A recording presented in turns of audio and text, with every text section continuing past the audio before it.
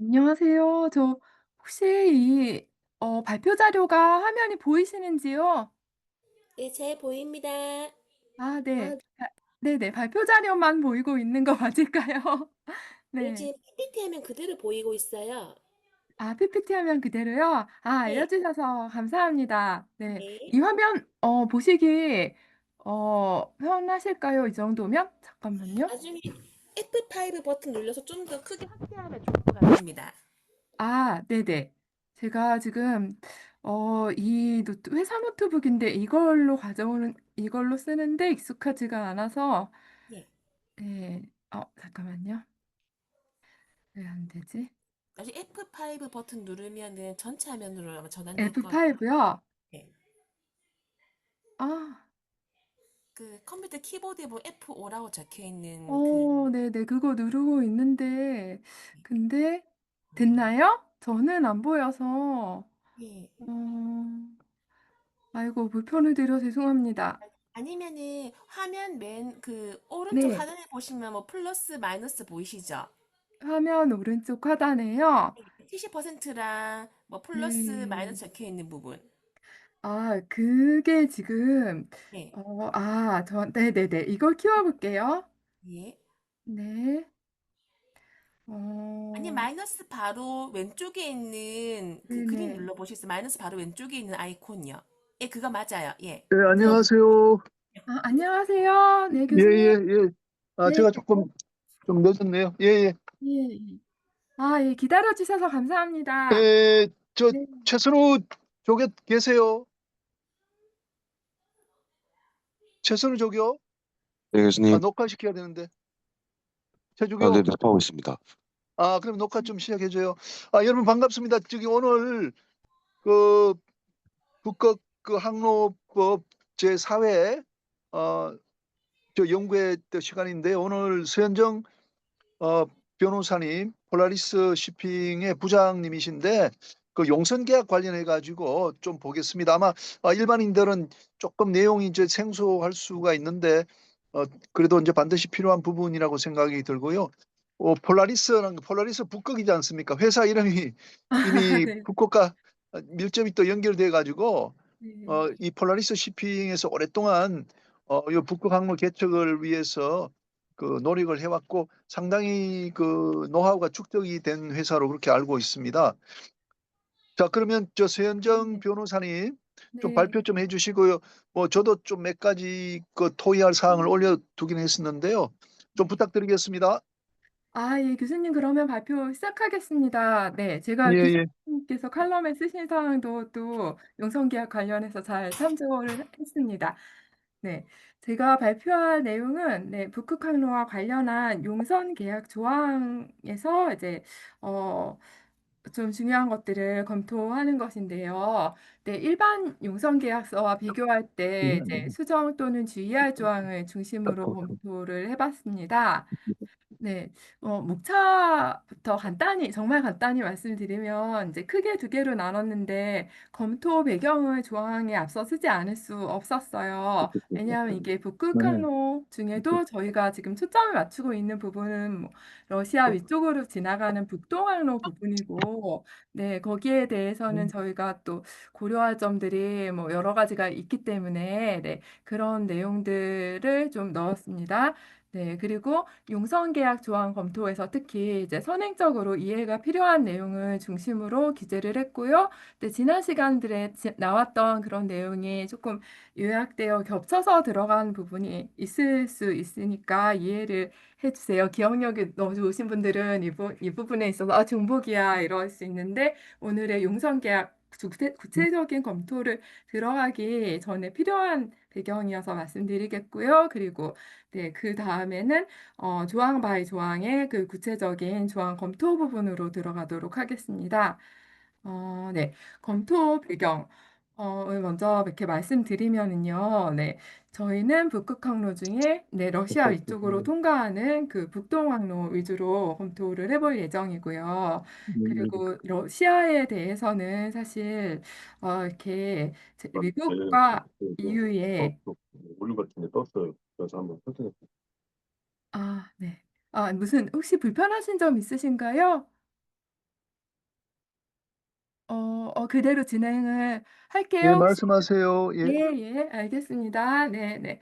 그 러시아에 대해서는 미국과 EU의 그 대러시아 제재가 있음도 좀 이렇게 용선 계약 검토에는 고려를 안 할 수가 없었습니다. 네. 영업 쪽에서 검토를 하실 때는 일단은 제재가 없다는 전제로 이제 검토를 해야지 다 이게 뭐 채산성도 나오고 리스크 정치적 리스크 아예 그 차단되는 정치적 리스크도 배제할 수 있기 때문에 이제 고려를 아예 안 하고 검토를 하시는 분들이 많던데요. 네, 저희는 계약 검토를 하니까 이 부분을 고려할 수밖에 없었고요. 다만 러시아에 대해서 유엔 제재는 없더라고요. 이제 없다는 거를 저도 이번에 확실히 처음 알았는데요. 그 이유는 러시아가 그 유엔 안보리 상임이사국에 들어가 있기 때문에 자기를 향한 제재를 이제 승인하지 않아서 그랬다고 하더라고요. 네. 그리고 미국과 EU의 그 제재도 조금 이제 세컨더리 보이콧이 미국은 있고 EU는 없다는 점에 대해서는 좀 다른데 거기에 대해서도 계약상 역량은 다른데 오늘은 제재 중심 시간은 아니니까 여기까지만 제재는 말씀드릴게요. 그렇지만 이제 보험 가입 자체는 이 제재에도 불구하고 정상적으로 가능함의 전제로 저는 계약 검토를 하였습니다. 보험 관련해서 상세는 다음 시간인 9월 6일에 권호정 박사님께서 발표할 분과이기도 하고요. 그리고 이 북동항로 검토를 위해서 어떤 계약서를 좀 위주로 봐야 되나 하고 이제 실제로 어떤 선종이 운영되는지도 좀 살펴봤어요. 그랬더니 이제 역시 에너지가 많이 나는 나라, 러시아답게 유조선과 LNG선의 수요가 있더라고요. 그리고 케미컬선이나 벌크선도 일부의 수요는 있었습니다. 그렇지만 컨테이너선은 경제성 문제로 아직 시기상조라서 거의 고려가 되지 않고 있는 분위기였습니다. 그래서 저는 수요가 있는 선종에 흔히 쓰이는 용선 계약서 양식을 위주로 일부 특약사항, 그러니까 우리가 라이더라고 부르는 그 특약사항을 곁들여서 검토를 해봤습니다. 네, 그 TC에서 주로 참조한 양식은 LNG에 대한 양식인 쉘 LNG 타임 1이랑 그리고 탱커선에 많이 쓰이는 쉘 타임 4 그리고 벌크선에 대해서는 나이프 1946 그리고 보이즈 차터에 대해서는 아스박 게스보이 이건 LNG에 대한 내용이죠. 게스선이랑 그리고 탱커선에 대해서는 케미칼선 네 아스파 탱크보이 참조하였고 그리고 일반적 벌크 화물에 대해서는 제네콘 CP 참조하였습니다. 그리고 각종 라이더 조항들도 이제 놓치지 않고 중요 부분을 알려드리기 위해서 네, 참조를 해 보았습니다. 네. 어, 예. 북동항로는 해빙기가 대체로 해빙기와 결빙기로 이렇게 나눠지던데요. 이렇게 하절기, 동절기 뭐 이렇게 이런 표현보다 해빙기, 결빙기로 나눌 때가 더 많더라고요. 그래서 해빙기는 대체로 7월에서 10월, 그리고 결빙기는 대체로 11월에서 다음해 6월까지로 나누어 할 그런 조항들이 나중에 계약으로 들어가면 존재합니다. 왜냐하면 뭐 날씨 상태도 다르고 생리서를 써야 되는 그런 조건도 다르고 그렇기 때문이고요. 네. 그리고 북동항로 운항의 그 선박에 대한 기본 조건은 기본적으로 아이스 클래스 선박이어야 하는데요. 아이스 클래스 선박은 그 안에서도 등급 구분이 있고요. 이제 이거는 첫째 시간인가 이제 권호익 대표님께서 굉장히 잘 알려주셨기 때문에 제가 이런 등급은 따로 보여드리지 않겠습니다. 네, 이 북동항로 운항 가능 선박은 아이스 클래스 선박 중에도 일부에 제한됩니다. 그리고 이런 클래스와 관련해가지고 아이스 클래스와 관련해서 그 폴라코드랑 이건 국제법이죠. IMO 국제법이죠. 그리고 지난 시간에 했었던 그리고 러시아 북동항로 관리청 그 NSRA라고 부르는 그 노스시 루트 애드미니스트레이션 네, 이런 러시아 정부기관이 요구하는 조건을 충족할 필요가 있습니다. 이게 그 아이스 클래스 선박이랑 관련된 내용이고요. 네, 그리고 어, 네, 또 하나 그 북동항로 운항 가능한 이런 아이스 클래스 선박이라고 해도 쇄빙선이 필요한 경우가 있습니다. 이게 반드시 이제 결빙기에 한정되지는 않고요. 해빙기도 보니까 이렇게 날씨가 늘 안심할 수만은 없더라고요. 그래서 블리자드도 몰아치고 이제 쇄빙선을 데리고 가야 될 때가 있더라고요. 그래서 항상 조심할 항로가 북동항로 같습니다. 그리고 예, 북동항로의 행정적 특수성을 고려한다는 거는 네, 사실 앞서 말씀드린 그 러시아 NSRA 거기에서 뭐 사전 허가도 받아야 되고 허가 때 제출해야 되는 문서들도 있고 허가 자체는 뭐 무료지만은 허가 때 이제 동반돼서 나오는 그러니까 아이스 파일럿 조건이라든지 이거는 강제 조건이거든요. 그리고 또 쇄빙선을 어떨 때는 붙이라고 여러 가지 뭐 계절적, 상황적 요인을 고려해서 그 NSRA가 조건을 붙여주더라고요. 그렇지 않으면 통학 못하게. 근데 세빙선을 붙이는 가격이 하이어가 되게 비싸더라고요. 네, 그런 특수성을 다 고려해야 하고요. 예, 그리고 마지막으로 네, 제가 타임차터, 그러니까 전기용선 계약과 또 보이즈 차터 계약상 공통적으로 유의할 조항이랑 또 각 계약 종류에서 유의할 조항을 좀 조항마다 살펴보았습니다. 네, 이게 여기 안 써 있기는 하지만 이렇게 제가 보기에는 이제 한국 회사들은 사실 이제 용선자 쪽보다 선주로 활동할 가능성이 높겠더라고요. 그래서 주로 선주 측면에서 이제 좀 선주 프렌들리하게 네, 살펴보려고 했고요. 그리고 용선주 프렌들리한 부분은 네, 보여드리려고 네, 노력을 했습니다. 그러면 이제 구체적인 조항 검토로 넘어가 보겠습니다. 네, 첫 번째는 이제 그 선박의 적합성 요건 충족 판단을 위한 내용이 들어있는 부분, 북동항로 항행에 대한 그 규정에 대해서 뭐 폴라코드나 뭐 그 NSRA의 그런 요구 조건 이런 점에 대해서 네, 이런 게 들어있는 내용이 차터 파티에는 어디에 있을까 좀 찾아봤습니다. 이거는 TCVC 공통되는 내용인데요. 주로 이제 owners to provide라는 조항이랑 또 이제 vessel description 이런 부분에 이렇게 서 뽑아낼 수 있더라고요. 이제 그런데 이제 모두 이렇게 폴라코드랑 그 러시아 NSRA의 허가를 모두 충족한다고 하기에는 약간 모호한 문구로 표현이 되어 있거든요.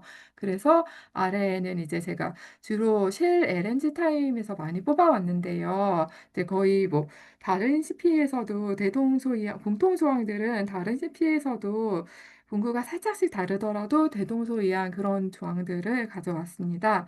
네, 그 예시 조항 부분에요. Owners to provide 부분에 특히 밑줄은 in every way fit for the service 이런 문구가 기재가 되어 있는데요. in every way fit for the service라는 거는 사실 이제 국제법도 준수를 해야 되는 의무를 포함하고 있는 거고요, 결국. 그리고 러시아 NSRA의 허가도 충족을 해야 할 걸 포섭을 하고 있는 것 같으면서도 이거는 이제 어떨 때는 허가가 어떻게 선주 신청할 때 뭐 선주의 누락이나 그런 게 있을 수도 있고 NSRA에 약간 뭐 그러니까 휘임지커한 그런 데가 있을 수도 있고 변덕이 있을 수도 있고 정치 상황에 따라 다를 수도 있고 이래서 좀 달라질 수 있는데 과연 이 문구에 다 포섭이 되느냐 이 부분이 저는 약간 의문이었습니다. 그래서 뒤로 넘어가서 더 보시기로 하고요. 이 얘기는 그리고 차터 파티들의 베세 디스크립션 부분에는 그 본선 스펙에 대해서 기재를 하잖아요. 근데 아이스 클래스 선박이면 그 등급 기재는 될 겁니다. 이제 때로는 이제 어떤 증서를 구비했는지도 그 베세 디스크립션의 첨부 양식에 적게 되어 있거든요. 그런 베세 스펙이 굉장히 중요한 LNG성 같은 경우에는 따로 첨부를 해서 적게 폼이 있더라고요. 네. 그리고 네. 이제 북동항로가 예, 아까 말씀드린 것처럼 그 in every way fit for the service 요거는 그러니까 계약서상 트레이딩 리미트 안에 들어있다면은 이 문구는 폴라 코드의 충족을 요건으로 하고 있다고 볼 수 있는데 네.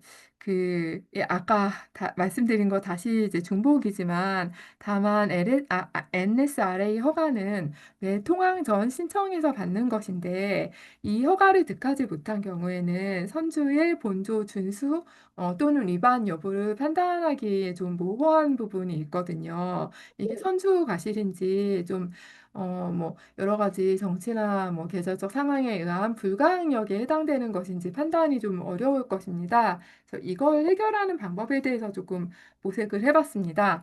네, 첫 번째는 이제 NSRA의 허가를 득하는 것과 폴라 코드의 충족을 아예 라이더에 가서 명시하는 조항을 넣는 게 필요해 보이더라고요. 이제 여기 보면은 vessel shall be fully in compliance with Polar Code and NSRA requirement capable of obtaining NSR permit 같은 문구가 필요해 보이더라고요. 그리고 선박 스펙 부분에는 아이스 클래스 등급 기재뿐만 아니라 그 구비해야 되는 증서 목록에 그 폴라 코드에 대한 폴라십 서티피케이트를 등급과 함께 좀 표기를 하는 것이 좀 명확할 거라고 판단이 되었습니다.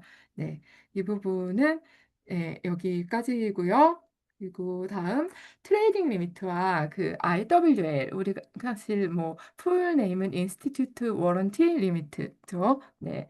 이건 이제 계약상 허용 또는 금지된 본선의 항의 범위를 규정하는 그런 계약의 부분인데요. 이것도 이제 모든 그 TC건, VC건 뭐 선종을 가리지 않고 모든 계약에 거의 다 들어있는 안 들어있을 수 없는 그런 내용이거든요. 네, 이 트레이딩 리미트는 주로 이제 라이더의 특정 국가들이 열거해서 제외하는 방식으로 규정하는 경우가 많습니다. 이제 트레이딩 익스클루전이라는 조항 이름 하에 열거되어서 그러니까 어디 어딜 가면 안 돼, 금지야 하고 표현되는 방식이 가장 흔하고요. 그 선적항, 양항, 연료유 공급항 등은 모두 이 트레이딩 리미트 안에 속해 있어야지 됩니다. 그리고 제가 지금 약간 기본적인 내용들도 같이 하고 있는데요. 이 중에 융성 계약을 매우 잘 아시는 분들도 있고 좀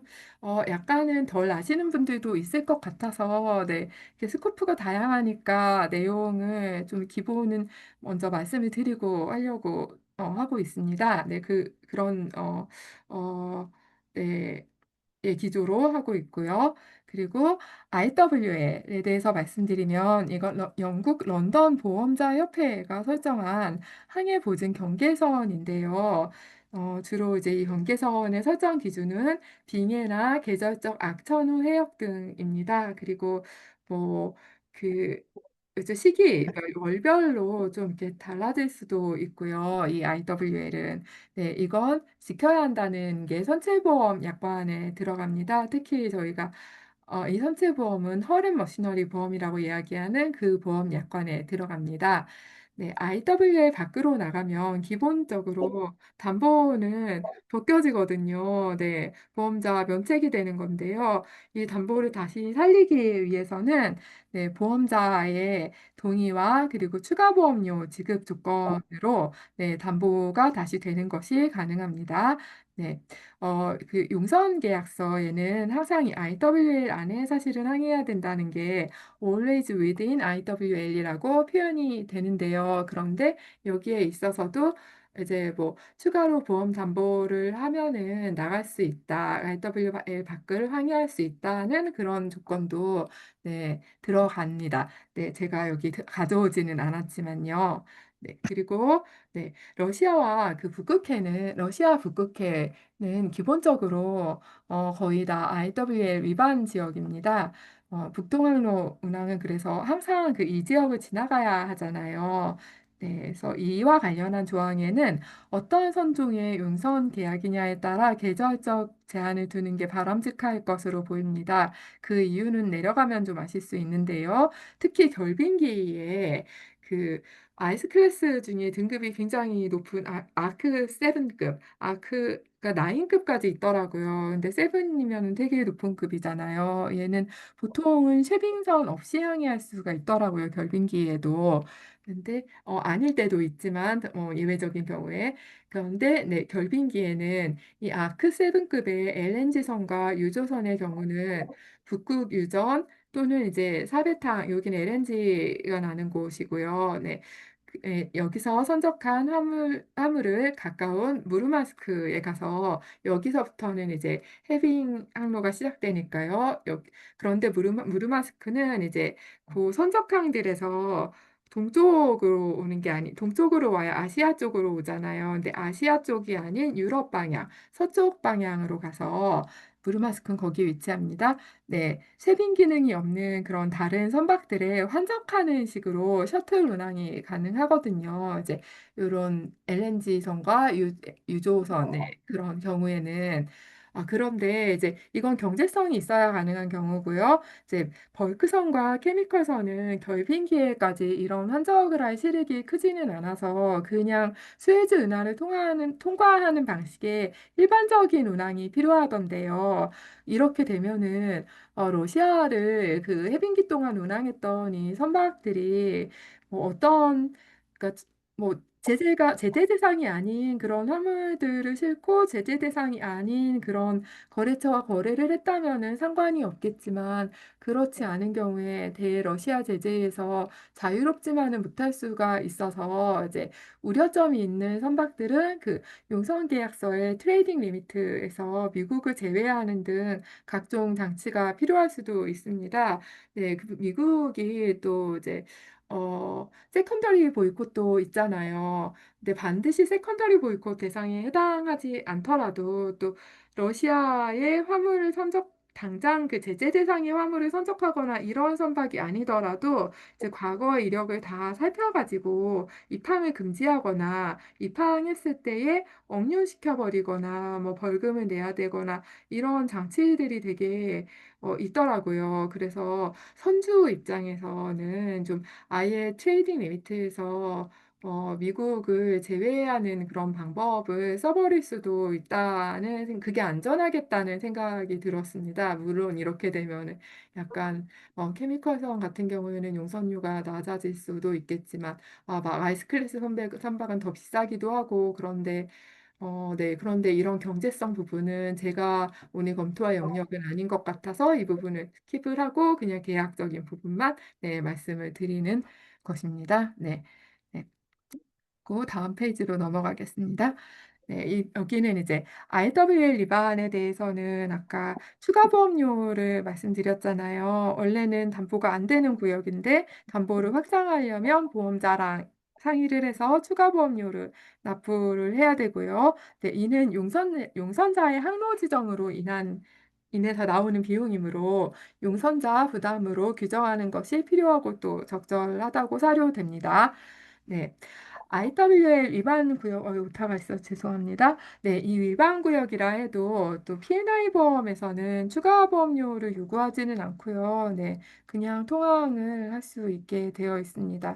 다만 그 러브 전쟁 이후에는 러시아 쪽으로 들어가려면 P&I 클럽에는 이제 미리 알리고 가야 된다. 뭐 이런 요건들이 네, 존재하는데 뭐 이건 계약상 요건은 아니고 그때 공지되는 그런 요건들입니다. 넘어가겠습니다.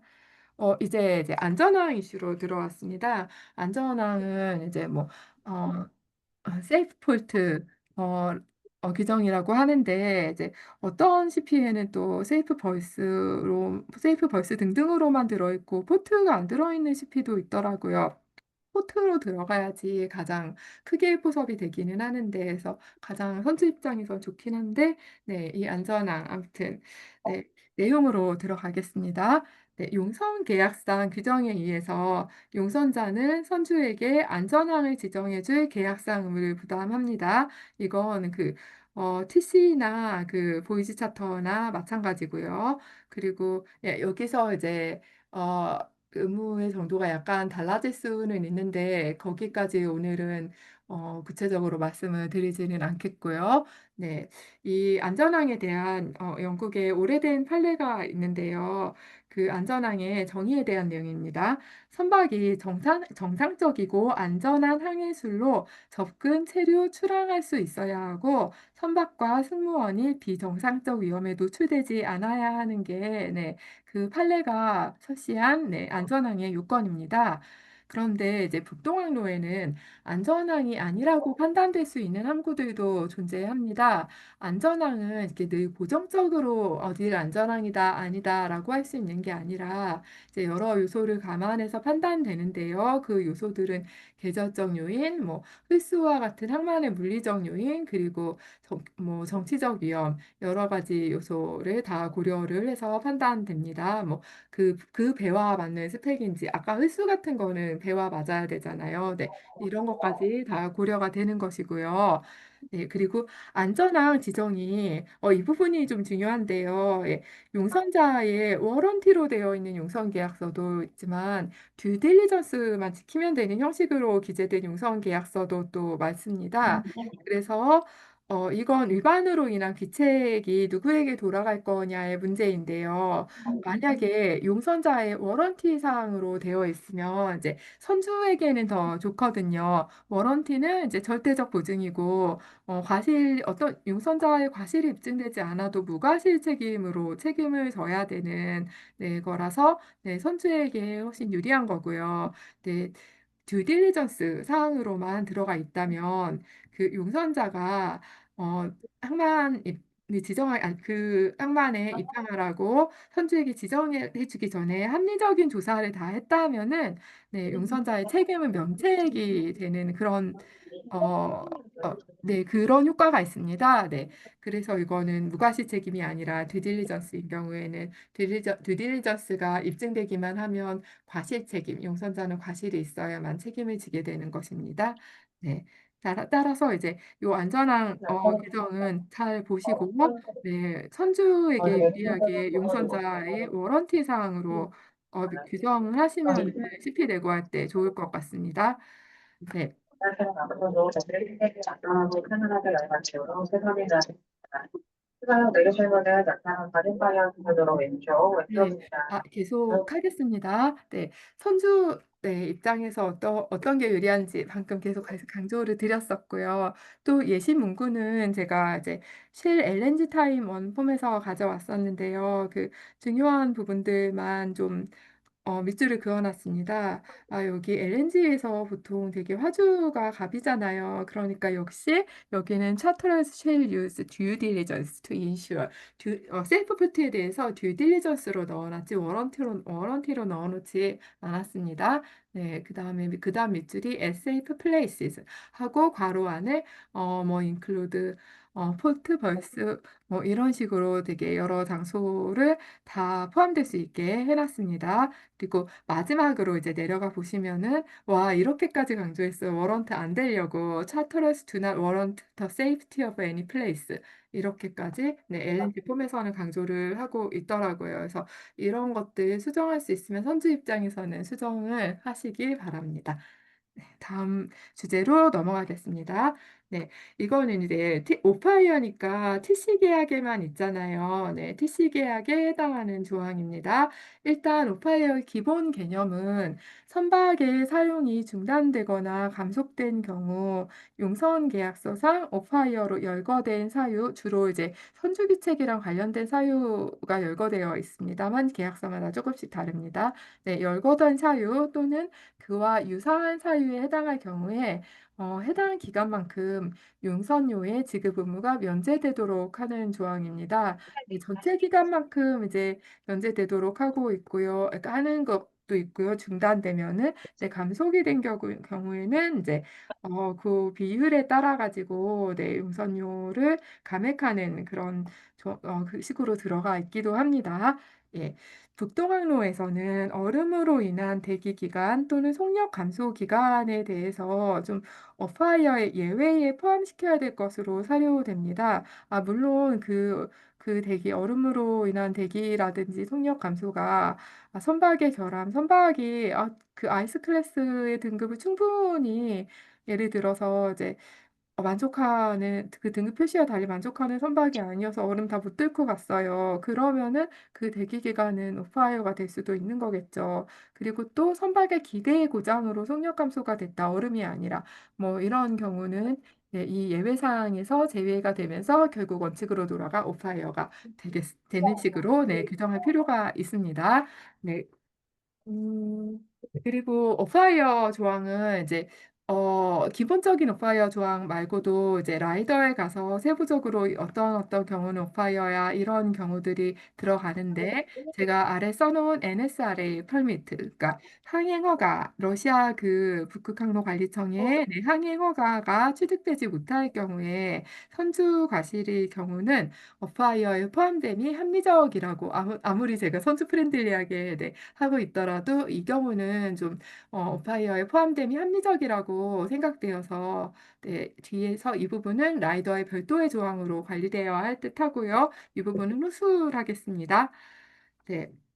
그 예시 조항을 또 쉘 LNG 타임에서 제가 가져왔어요. 이거는 뭐 이렇게 바꾸자 하는 조항이 아니고 보통 TC 계약에서 오파이어 조항이 이렇게 나와 있다는 그런 얘기인데요. 이제 출금 부분만 보시면은 loss of time 네,에 대해서는 by way of interruption of in the vessel service or from reduction in the vessel's performance. 그러니까 완전 중단만이 아니고 감소까지 다 포함하고 있죠. 그리고 그 다음은 이제 브레이크다운, whether partial or total of machinery, 기계의 그 브레이크다운도 열거된 사유 중에 하나로 되어 있고요. 그리고 어떻게 방해를 해야 되냐, 그러니까 preventing the efficient working of the vessel을 방해해야지 되는 겁니다. 네, 조항 간단히 조항 말씀드렸고요. 넘어가서 이 오파이어 조항과 또 뗄 수가 없다기보다 굉장히 가까운 조항이 TC 계약에서 구대더 조항이거든요. 왜냐하면 또 이거는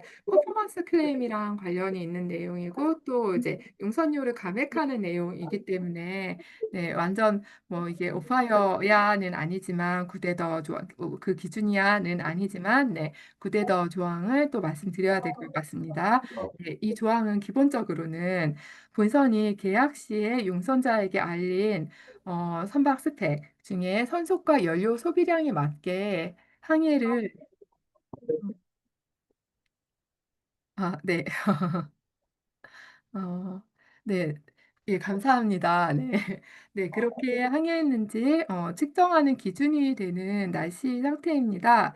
이건 이제 퍼포먼스 클레임을 치는 기준이 되는데요. 차터러가 용선자가 선주에게 통상의 용선 계약은 제가 조금 크게 말을 해보겠습니다. 제가 말할 수 있는 볼륨을 최대치로 올려놓은 것 같은데, 네, 그렇게 말을 해보겠습니다. 잠깐만요. 잠깐만 좀 다른 분들 음소거 좀 해주세요. 음소거 좀 해주세요. 예, 계속하세요. 예. 예, 감사합니다.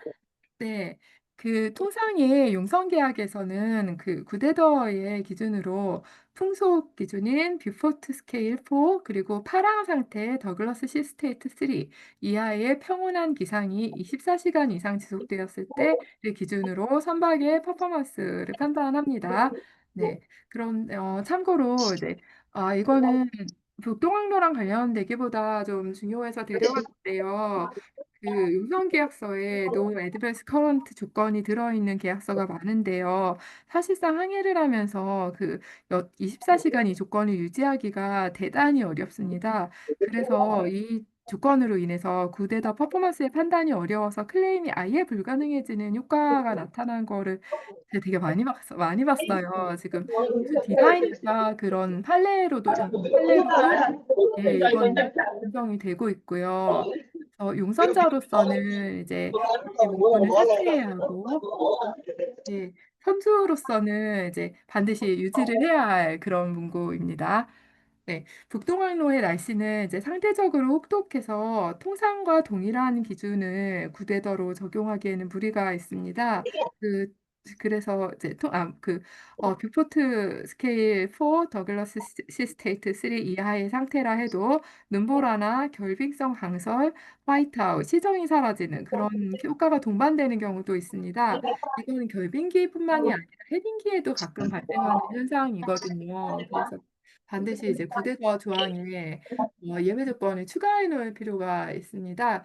그래서 이 배가 이제 월드와이드로 항해를 할 수 있게 뭐 계약이 된 배라면은 적어도 북동항로 항행의 경우에 한해서는 구데더 조건을 좀 더 제한적으로 규제를 해야 될 것 같은데요. 아래와 같은 보안 조건과 예외 조건을 추가를 고려를 할 수 있다고 생각했습니다. 네, 풍속 디폴트 스케일도 좀 하나 높게 5로 조정하고요. 그 파란 상태의 더글러스 시스테이트를 이것도 하나 높게 4로 조정하는 방법이 있다고 생각했고요. 그리고 나머지는 이제 조건을 넣어야 되겠는데요. 그러니까 노 아이스 플러스 이 유빙이 없어야 하고 브레시 아이스, 치빙 있어야 되고 슬러시 아이스 그리고 아이스 이런 것들이 없어야 하는 거를 넣어야 될 것 같고요. 그리고 노 블리자드 그리고 프리징 레인, 스노우, 화이트아웃, 프리징 포그 이런 기상 특수 현상들도 이제 구대더 패턴에서 의외로 적용을 해야 될 것 같습니다. 특히 화이트아웃은 이제 눈이나 얼음 등으로 인한 빛의 산란과 반사로 시정이 거의 사라지는 그런 현상을 의미하거든요. 그래서 이거는 반드시 좀 북동항로의 구대더 조건에서는 예외로 고려되어야 할 그런 기상 상태로 보여서 말씀을 드렸습니다. 이외에도 여러 가지가 있을 수가 있는데 제가 기상학자가 또 아니고 이 여기를 항해해 본 적이 없기 때문에 네, 우선 제가 잡아낸 건 여기까지였습니다. 다음 내용으로 넘어가겠습니다. 예, 이건 이제 특약 조항들에 들어가는 내용인데요. 이제 빔코에서 발간한 아이스 클로즈를 보통 많이 사용하는데요. 이 아이스 클로즈를 북동항로를 항해하는 선박에 대해서는 좀 변형해서 사용해야겠다는 생각이 들었습니다. 이 라이더에 많이 들어가는 이 아이스 클로즈의 취지는 선박이 그 아이스 컨디션으로 인해 항구에 안전하게 입출항이 불가한 경우에 선주가 항로 변경 또는 대체항 지정의 요구권을 가지게 하는 것입니다. 그리고 빙해로 대기하는 시간과 비용에 대한 부담 주체도 이 조항에선 나누어 두었습니다. 이건 선박과 화물의 안전을 지키면서 용선자의 언세이프 폴트 지정으로 인한 위험을 선주가 부담하지 않도록 하게 하는 조항입니다. 네, 그래서 이제 선주에게 좀 필요한 조항이라고 할 수 있는데요. 네, 북동항로 운항 시에는 표준 조항으론 부족해서 아래와 같은 항목이 좀 추가되어야 할 것으로 보입니다. 네, 첫 번째는 북동항로 항해 계획 수립에 대한 내용이고요. 그리고 두 번째는 이건 구체적으로 저도 말하기가 참 어려워서 네, 그냥 이렇게만 적었고요. 그리고 두 번째는 그 북동항로 운항으로 인한 선체 손상 발생 시 수리 및 비용 책임 분담, 특히 이제 네. 네네. 이런 선체 손상에 대해 가지고 수리 및 비용 책임 분담하는 게 잘 들어가야 될 것 같고요. 네. 그리고 세 번째로 수리로 인한 지연 및 수리 비용의 부담 주체에도 이왕이면은 네, 용선자로 들어가면 좋겠습니다. 네, 2번과 3번 모두 그리고 선주 입장에서 계속 얘기를 합니다. 네, 그리고 그 NSRA 허가 관련 내용은 이 아이스 클로즈 안에 포함시키거나 또는 별도의 조항으로 분리하여 규정할 필요가 있는데요. 저는 조금 별도의 조항으로 뽑고 싶어서 다음 장에 가져왔습니다. NSRA의 허가 관련 내용은 일단 크게 두 가지로 나눠야 될 것 같은데요. 밑줄 두 개 쳐놨잖아요. 네. 첫 번째, 허가가 취득되지 못한 경우 사유 제공자에게 책임을 분배하는 그런 내용이랑 두 번째로 부대 비용에 대한 부담 주체를 명시하는 내용으로 이렇게 들어가야 될 것 같은데요. 크게는 네, 이제 책임 분배 쪽으로 가보면은요. 첫 번째, 허가 미취득으로 인한 시간 등 손실에 대해서 선주 측 과실이면 오프하이어로 네, 그렇게 규정을 하고 용선자 측 과실이면은 온하이어로 유지가 될 수 있게 하면 좋을 것 같고요. 그리고 허가 미취득으로 발생하는 손해는 또 용선료가 유지되냐 아니냐랑 별개의 내용이잖아요. 손해배상까지 할 수 있는지 아닌지. 네, 이런 손해에 대한 배상은 별도로 청구할 수 있다고 넣는 게 좀 합리적일 것으로 사료됩니다. 네, 뭐 양쪽에 모두 밸런스 있게 합리적이라고 생각됐습니다. 네. 네, 그리고 부대 비용 부담이요. 얘는 NSRA라는 네, 이 북동항로라는 곳이 NSRA 허가랑 관련해서 항상 붙어 나오는 그 조건은 해빙기, 결빙기 상관없이 아이스 파일럿 도선이 필요하거든요. 이 도선 비용은 항상 소요가 되는 그런 비용입니다. 그리고 이제 쇄빙선 비용은 NSRA가 쇄빙선 동행 요구를 했을 때에만 적용이 되는데 이건 용선자가 직접 지불하도록 명시하는 게 좋을 것 같습니다. 네, 주로 이 쇄빙선은 뭐 디젤도 사용하지만 원자력 쇄빙선을 많이 사용한다는데요. 톤 마일 기준으로 부과한대요. 그래서 북동항로 전체를 쇄빙선이 동행하는 경우에는 100만 불을 초과하게 비용이 나오는 경우도 있다고 하니까 되게 경제적인 측면에서 많은 부담을 주는 그런 내용이라서 거기 북동항로를 항해하게 위한 용선자한테 지불하게 하는 게 가장 합당한 방법이라고 생각되었습니다. 네. 보험사 제한 조항도 좀 가져왔는데요. 라이더에 IGP&I 클럽 요건이 포함된 용선 계약서들이 존재합니다. 네, 그런데 북동항로의 경우에는 보통 물론은 IG 클럽이 좋죠. 이제 담보도 많이 되고 든든하게 되고, 네, 그러니까요. 그리고 어떤 항구들에서 IG 세트가 아니야, P&I 세트가 이러면서 입항을 막 이렇게 자의적으로 거절하고 그 터미널 소유주가 이러지 않으니까요. 네, 그렇지만 그게 가장 좋은데 그런데 여기는 북동항로니까 러시아랑 관련이 있고 제재랑 관련이 있는 곳이니까 말씀드리면 과실로 제재 대상 상대방이 화물을 적재하거나 거래했는데 그 항차에서 사고가 나는 경우가 있잖아요. 이럴 때는 IGP&I 클럽의 담보는 거부가 될 거예요. 왜냐하면 거기에는 다 샌션 익스클루전 규정이 다 룰에 들어가 있거든요. 네, 이런 보험 담보 거부를 예방하기 위해서는 서방의 제재에 관대한 차이나 P&I 클럽 등에 가입하는 게 보험금 수령에는 안전할 수도 있다는 점 말씀드리고요. 그렇지만 뭐 차이나 P&I에 가입하라고 권장하는 것까지는 아니고요. 다만 제가 이거 잘 모르는 부분인데요. 차이나 P&I 클럽이 오일 팔루션 사고의 경우에 그 IGP&I 클럽들만큼의 보장 한도, 그러니까 10억 불의 보장 한도를 제공하는지 여부는 좀 파악을 해봐야 됩니다. 일부 용선 계약서는 이 오일 폴루션 사고의 경우 보장 한도를 10억 불 이상으로 반드시 선주가 지켜야 되도록 규정하는 경우가 있기 때문입니다. 네, 다음으로 넘어가겠습니다. 지급 통화 조항 이거를 왜 가져왔냐면은 네, 이것도 제재 때문에 좀 가져왔습니다. 최신 판례가 있기도 하고요. 네. 용선 계약서상 통상은 용선료 등의 지급 통화를 거의 미국 달러로 명시를 하고 있습니다. 네. 그런데 북동항로 운항 시 제재 대상 화물 선적이 되는 선주도 알면 거부했을 텐데 아니면 몰라서 그냥 싫었을 수도 있잖아요. 이런 상황을 좀 대비를 해가지고 US 달러 지급이 불가해지면 네, 제재에 걸려가지고 그러면 이제 그 미국 은행을 달러는 다 경유를 해야 되는데 그 경유가 불가능하잖아요. 그래서 그 지급 불가 시에 이제 유로나 이제 중국 통화인 위엔화 등을 대체 통화로 지급 가능하게 하는 내용이 이 부분 지급 통화 조항 또는 폴스마주어 조항에 들어가야 할 것으로 생각되었습니다. 네, 이건 이제 그다음 가져온 판례에는 COE에 대한 판결이라서 지금 선사 대 선사 이름으로 되어 있고 배 이름으로 되어 있지 않은데요. 대법원까지 갔던 판결입니다. 네. 용선자가 제재로 인해서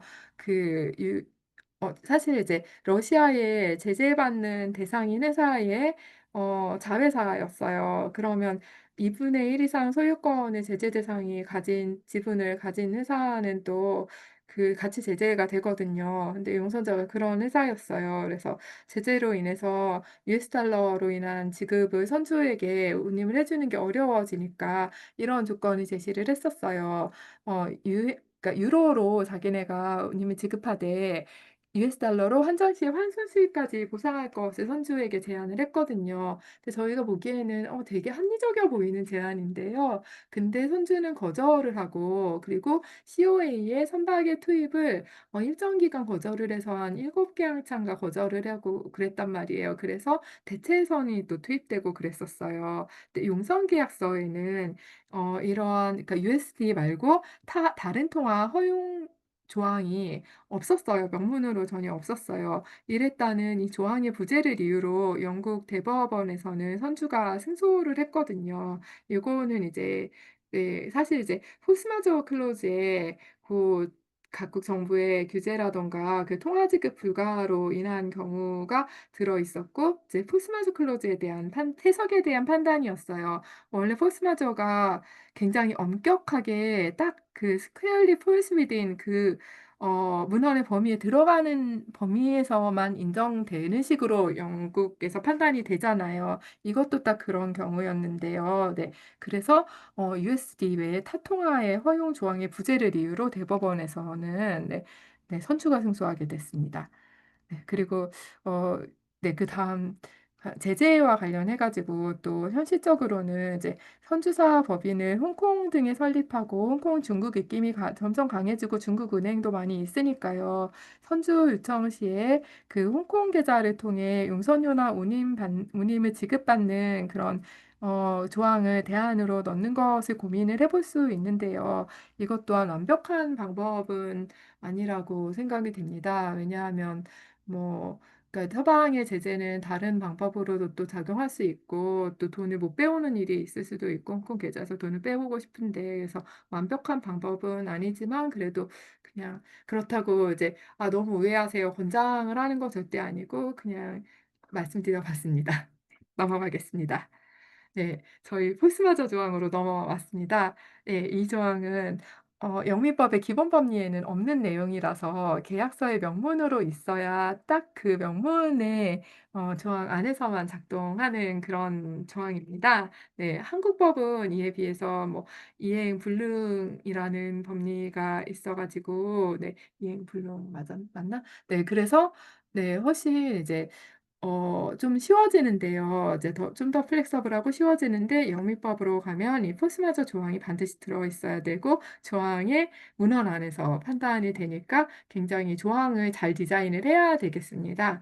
네, 저희 이제 북동항로에 대한 내용으로 이 조항에 관련해서 들어가서 첫 번째 포스마저 조항에 보통은 이제 극단적인 기상 조건 등 이렇게 날씨에 대한 부분이 들어 있거든요. 이런 날씨에 대한 부분이 있다면 좀 삭제를 할 필요가 있겠습니다. 북동항로는 해빙기에도 블리자드나 화이트아웃이 생길 수 있는 그런 장소이고요. 만약에 날씨 부분을 유지시에 선수 입장에서는 속수무책으로 이제 용선료를 못 받거나 뭐 이런 상황에 빠질 수도 있는 리스크가 있습니다. 아니면 레이타임 계산이 중단이 되어버리거나, 네. 그래서 이렇게 권유를 좀 드리고요. 그리고 두 번째, 생션, 제재와 관련해서 지급이 문제가 될 수 있는데, 아까 제가 판례에서 말씀드렸던, MUR 판례에서 말씀드렸던 내용이요. 그 포스마저 클로즈에 들어가 있던 정부의 규정이나 지시, 그리고 자금 이전 및 환전 제한 등이 열거된 요건에 있다면 삭제가 바람직하겠습니다. 네. 그럼 빔코의 생션 클러즈 여기로 넘어가겠습니다. 이것도 좀 북동항로 운항할 때는 변형해서 사용을 하시면 좋겠습니다. 선주 입장에서는 용선자의 의무를 그걸로 항의하라 그런 게 용선자니까 용선자 의무를 좀 더 강화를 하는 내용과 그리고 선주를 강력하게 면책시키는 조항을 넣는 게 좋을 걸로 보입니다. 그리고 이렇게 디자인된 생션 클로즈가 변형되어서 사용하는 생션 클로즈가 선화증권 이면 약관에도 좀 똑같이 들어가도록 용선 계약서를 설계를 할지 고려할 필요가 있겠습니다. 넘어가서 네, 이거는 STS라고 흔히 부르는 그 ship to ship transfer clause인데요. 네, 환적 조항입니다. 북동항로 화물의 경우 주로 아까도 말씀드린 것처럼 원유와 LNG가 많고 또 중간에 해빙항로 시작인 무르만스크 항구의 기항에서 화물을 아이스 클래스가 아닌 선박이나 대형 선박으로 환적하는 경우가 많습니다. 네, 클로즈는 네, 삽입이 권장됩니다. 네, 용선자가 그 하역이나 선적을 요구할 수 있도록 하되 이 조항은 선주가 안전상 합리적인 이유가 있을 경우 거부하도록 하는 그런 취지의 조항이거든요. 그리고 비용에 대해서 좀 보시면은요. 그 STS 환적을 위한 호스, 팬더, 그리고 모어링 마스터, 터그 등 장비나 서비스 뭐 이런 거는 용선자가 제공하고 비용을 부담해야 하고요. 그리고 작업 중 발생한 화물 손실, 오염, 손상도 보통은 이제 환적이 아니면 없었을 수 있으니까, 없었을 테니까 작업 중 발생한 것, 이런 건 보통 용선자의 책임으로 되어 있습니다. 다만 상기의 경우, 선주나 선장의 과실이 있으면은 용선자와 선주 공동 책임으로 넘어갑니다. 그리고 나머지는 이제 거의 마지막에 다 왔는데요. 이제 보이즈 차터에서 그 대체 선박 조항, 서브스티션 조항을 좀 가져왔습니다. 이런 조항이 중장기 내 보이즈 차터 파티에 많이 들어있기는 하는데요. 그런데 사실 이런 대체선을 구하기에 쉐빙선 잘 썼습니다. 아이스 클래스 선박은 흔하지 않은 선박 유형이잖아요. 그래서 시장에서 대체선을 구할 수 있는 가능성을 좀 고려해서 그 장기 보이지 차터에서는 이 조항을 넣을지 결정을 해야지 될 것 같습니다. 네, 선주 입장에서요. 그리고 이제 타임 차터에서 서블렛 또는 어사이먼트 조항입니다. 서블렛이라는 거는 모두가 다 아시다시피 이제 체인에 그 용선자를 끼워둔 채로 그 하위 용선자한테 또 서브차터러한테 그러니까 용선을 내보낼 수 있게든지 없게든지 허용 또는 금지하는 그런 내용이고요. 근데 어사이먼트는 서블렛과 다르게 아예 원래 용선자가 빠지고 계약 자체를 다른 용선자한테 양도를 해버릴 수 있게 하는 거를 허용 또는 금지하는 그런 조항이잖아요. 근데 제재를 대비해서 좀 서블렛은 금지를 하는 게 좋을 것 같습니다. 용선자가 만약에 제재 대상이 된다면은 얘네가 서블렛하면 여전히 체인에 끼어 있으니까 네 그래서 아예 빼버릴 수 있는 자유를 주는 어사이먼트는 좀 일정 조건 하에서 허용을 해야 할 걸로 하는 게 좋을 걸로 보입니다. 일정 조건이라는 거는 이제 그 어사이먼트를 받는 어사인이 양수받는 용선자가 좀 이제 제재 대상도 아니고 좀 신용도도 좋고 뭐 이런 애들이어야지 되겠죠. 이건 구체적인 상황에 따라서 나의 어, 이득을 생각하셔서 기입을 하시면 되겠고요. 그리고 마지막으로 가져온 조항이 그 강대국 간 전쟁 발발 시에 이 용선 계약이 터미네이션 되어버리는 그런 조항이 차터 파티들에도 많이 들어가 있습니다. 사실은 이제 그 보험 계약 조항에 이런 조항이 많이 들어가 있는데 차터 파티들에도 요즘에는 종종 들어가더라고요. 여기서 말하는 강대국이란 그 유엔 안보리 상임이사국 5개국, 미국, 영국, 프랑스, 러시아 그리고 어디더라? 네, 뭐 걔네랑 그리고 또 어떨 때는 기국이 같이 들어가기도 하고 뭐 들어갔다 빠졌다 하는 곳들이 있어요. 러시아는 무조건 이 강대국에 포함이 되니까 러시아가 포함된 그 강대국 간 전쟁이 발발 시에는 네, 이 발발 시를 대비해서 터미네이션 조항을 좀 삽입하는 게 바람직하다고 생각이 되었습니다. 네, 네네, 감사합니다. 네, 감사합니다. 네, 예, 예, 아이고, 너무, 저 공유 화면 좀 내려주시고요. 네, 아유, 너무 좋은 발표네요. 감사합니다, 교수님. 이거 좀 네, 다 마저 내려주세요. 공유. 네네. 제가 이게 화면 공유 중지. 네, 조금 서툴렀습니다. 네, 예, 예. 예, 잠깐 제가 사진 찍게 예, 다들 좀 얼굴 좀 내 보여주시고요.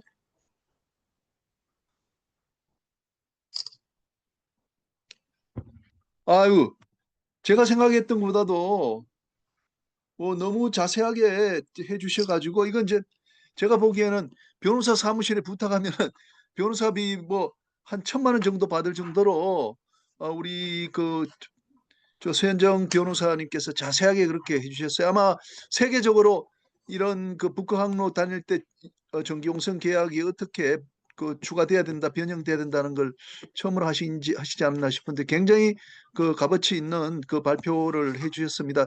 정말 감사하다는 박수 한번 우리 보내주십시다. 네. 교수님이 좋은 주제 주셔서 감사드립니다. 네. 아니 중요한 거 그 많이 하셨고 특히 이제 안전함 같은 경우에도 어떻게 하면 선주한테 유리하고 어떻게 하면 전기용선자에게 유리하다는 그런 조항까지 이렇게 해주셔가지고 큰 도움이 됐습니다. 이렇게 하겠습니다.